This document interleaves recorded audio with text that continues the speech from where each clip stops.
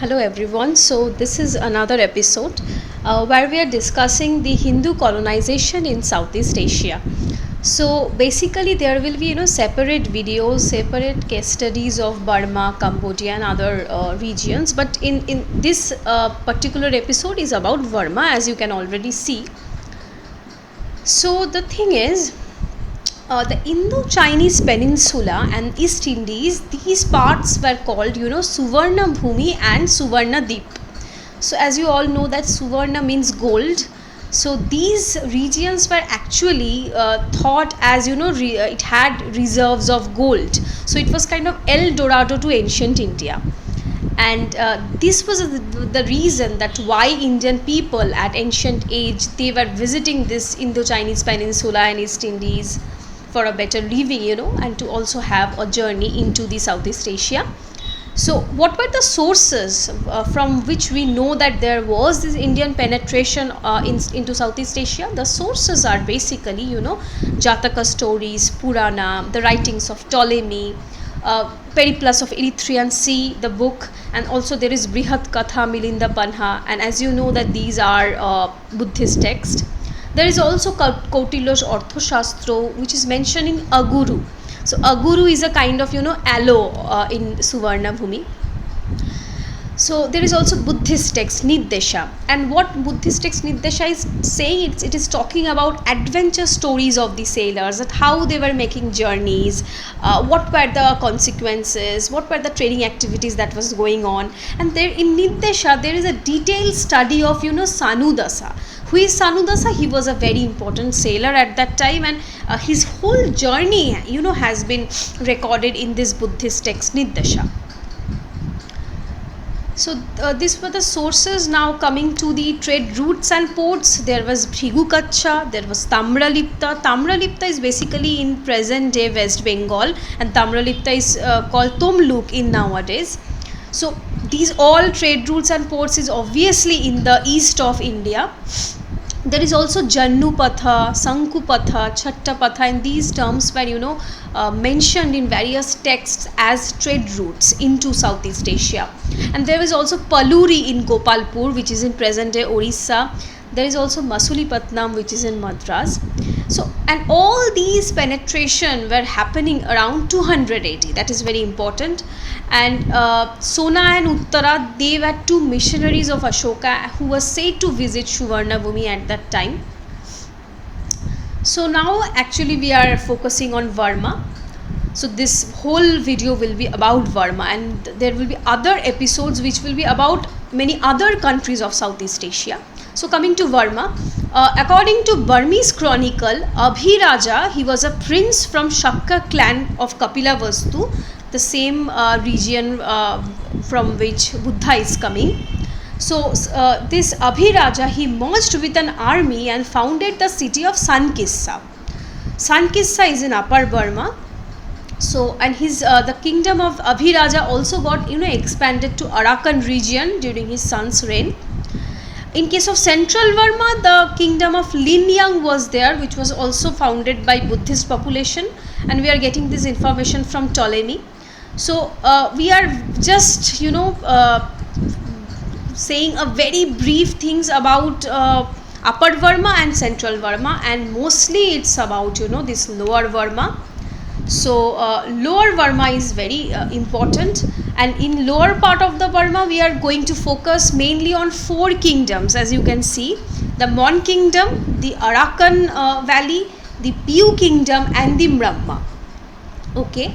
So what about the Lower Burma is that there was a place called Sri Kshetra, which is very important, and we will be seeing that how Sri Kshetra will remain as a very important power center in Burma whenever we are talking about the Hindu colonization. So there was a migratory force from India, and who kind of founded the capital in Lower Burma's Sri Kshetra. And according to the traditions, these people who first came to Burma from India, they were related to Ashoka, because in previous slide I already showed that how Ashokan envoys were coming to Burma, and their capital was at Prome, that is Prome, and we are getting this information about Sri Kshetra occupation from the writings of Huan Sang, as you can see. So this is the thing. Now we will actually focus on different kingdoms. First is Mon kingdom. There was a place called Dharavati, and in Dharavati the Mons kingdom mainly the Mons inhabited in Dharavati, and they adopted Hinduism. And these Mons, their regions were also called Brahmana Desa. So you can see that the names are also very close to Indian names. And these Mons were mainly residing in the coastal regions of Lower Burma, and they later expanded to Laos and Siam. And Siam is present at Thailand. And we are getting the information about this Mon dynasty from Pali Chronicle. And what about Arakan? In Arakan, we are getting the name of the dynasty, that is Sri Dharma Rajanuja Vamsa, who ruled in Arakan region from 600 to 1000 AD. And their kings' names ended with Chandra, like Balachandra, Devachandra, Dharmachandra, Veerachandra. So we can also say that it was Chandra dynasty who were ruling over Arakan. And their capital was at Vaishali.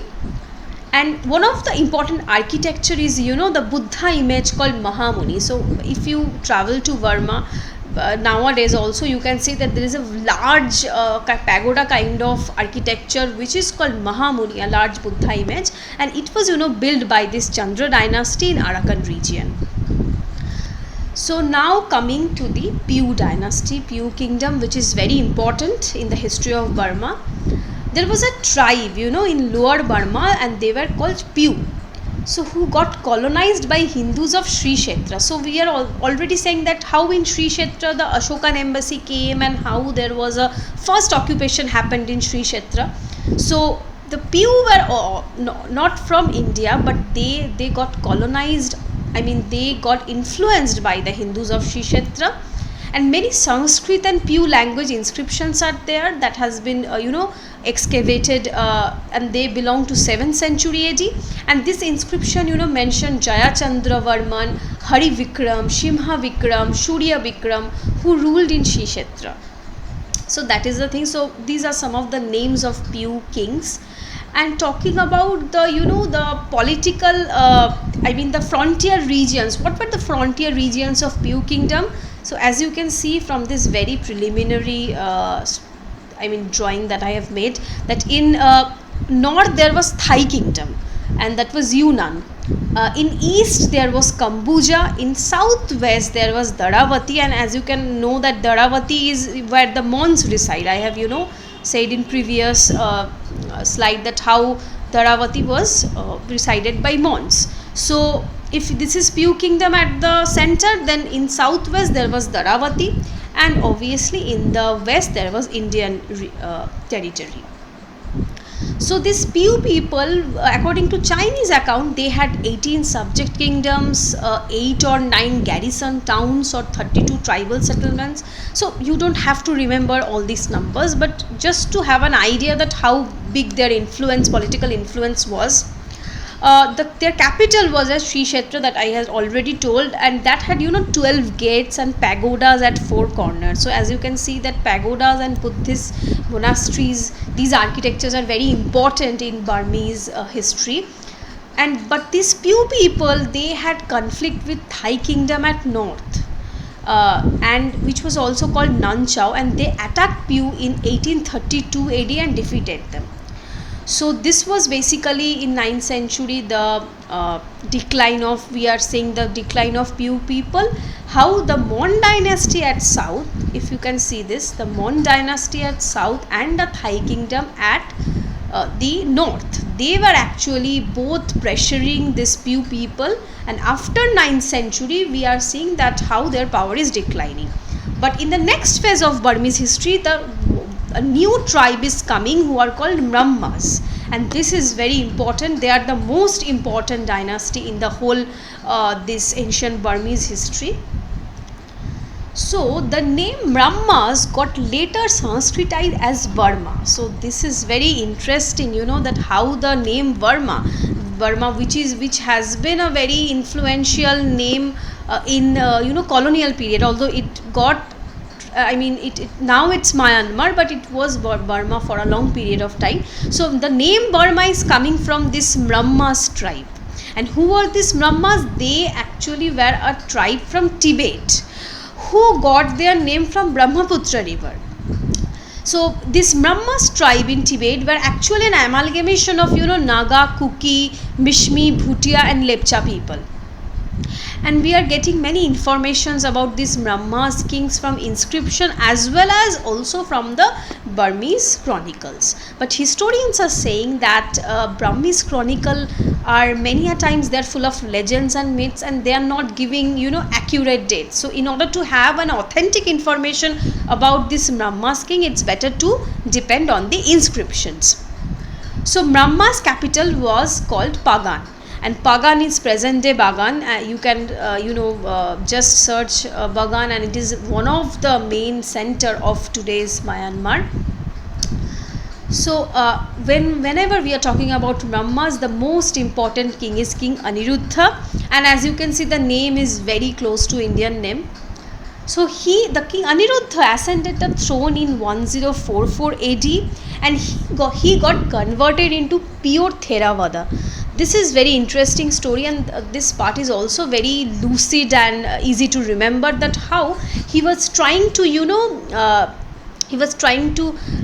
be Buddhist. He was trying to getting him converted into Buddhism, and for that he actually asked help from Mon King to supply him with religious texts. But why he was doing? I think that he was doing that because they came from Tibet. They were a tribe who had many different religion and many different ethnic tribe that like Bhutia, Lepcha and everything.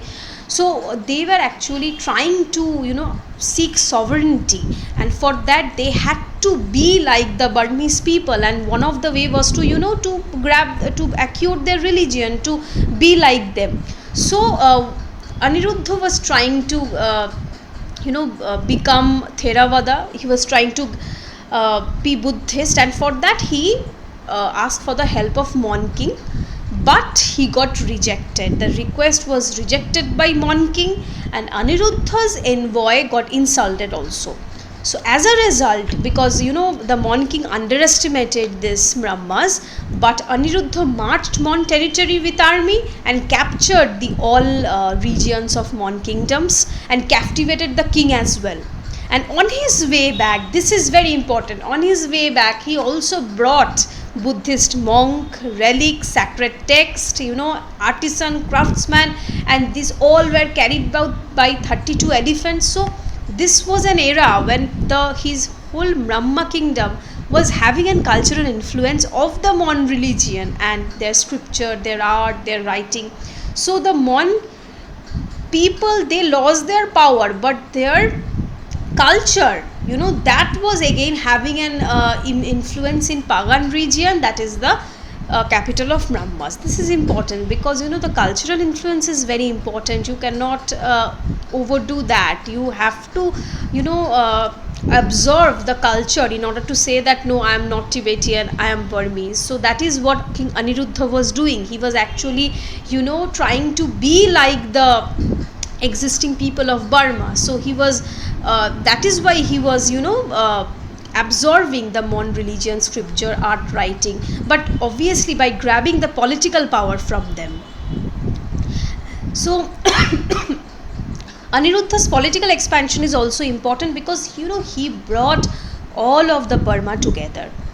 And Burmese chronicles said that Tipera in West Bengal, that was the frontier region of this Brahma kingdom. He also married an Indian princess and gave birth to a son named Kayansitha. Kayansitha is important, but because he will be the next king after Aniruddha's death in 1077. And when Aniruddha died, the Mon king again tried to regain, they tried to regain their power. But Mons got again defeated by Kayansitha, the son of Aniruddha, that I was saying. And during Kayansitha's reign, many Indian Vaishnavas and Buddhists migrated from India to Burma. So this is very important, that how Aniruddha was also having a cordial relation with India, that he married an Indian princess and etc. Kayansiddha also, he was also welcoming Vaishnavas and Buddhists from India when they kind of relocated in Burma. And the king made famous Ananda temple. This is also a very important architecture of present day Burma, present day Myanmar. And he also reconstructed temple at Bodh Gaya and married a Chola princess, just like his father, who also married the Indian princess. But after Kayansiddha's death, the Ceylonese Buddhism will be introduced in Pagan, and which replaced the Hinayan Buddhism that Aniruddha patronized, that is the Theravada sect.